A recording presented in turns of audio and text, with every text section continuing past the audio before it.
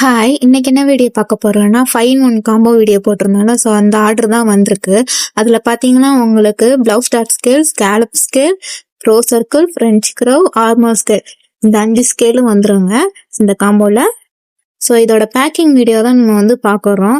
இதே மாதிரி வந்து உங்களுக்கும் வேணும்னா ஸ்க்ரீனில் தெரிகிற நம்பரை வந்து கனெக்ட் பண்ணிக்கோங்க.